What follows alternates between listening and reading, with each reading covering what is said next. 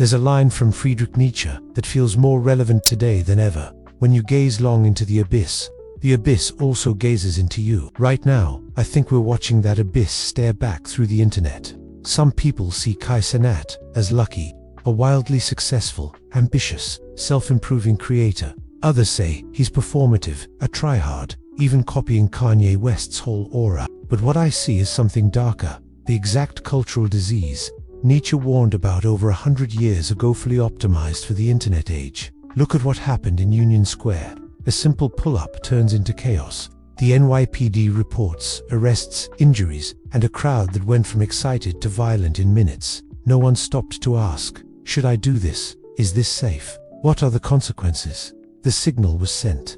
The herd moved. Nietzsche called this herd morality, when people stop thinking for themselves and just do whatever keeps them feeling included, entertained, and safe. Thinking means responsibility. The herd doesn't want that weight. It wants a leader, a spectacle, something to follow. And that's why events like Kai's marathon streams work so well. Millions of people rearrange their lives to watch one guy exist on camera. Most of the time, nothing special is even happening. No big goal, no final payoff. Just reactions, noise, and constant begging for subs. And somehow, it's enough to keep people locked in for hours. Nietzsche had a name for this too. The last man. Not a bad person. Just a tired one. Someone who doesn't want to struggle toward anything anymore. Someone who wants comfort, distraction, and the feeling of connection without having to change their own life. Content like this fits perfectly into that mindset.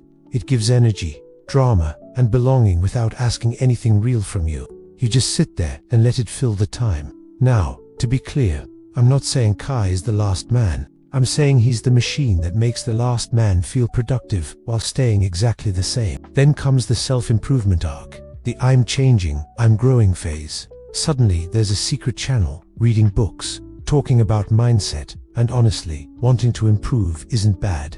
In an era where trying to learn is almost embarrassing, that part is refreshing. But here's the uncomfortable question. If self-improvement is real, why does it need an audience? Nietzsche warned about something he called the costume. When people look like they're becoming better on the outside, but nothing underneath is actually changing. Once the camera's on, real change and performative change look exactly the same. And it goes even deeper. Kai helped raise over $1 million for a school in Nigeria. That's real. That's a genuinely good thing. But around the same time, he also launches a clothing brand. On its own, that's not evil. People can do more than one thing. Psychology has a name for what happens next. Moral licensing.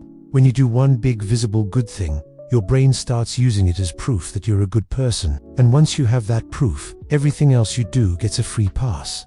The good deed becomes a shield. The costume gets thicker. We've seen this kind of performance before. Remember when LeBron James got clowned for reading books on camera? Same idea. Once it's recorded, it stops being about growth and starts being about image. And that's the real point.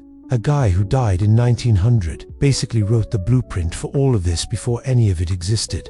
This isn't about hating Kai. He's one of the biggest streamers in the world for a reason. He's not the problem. He's the symptom. The real question is for you. Are you part of the herd that moves the moment the signal is sent? Or are you actually thinking about what you consume and why? Because the abyss isn't just on the screen anymore. It's watching us back.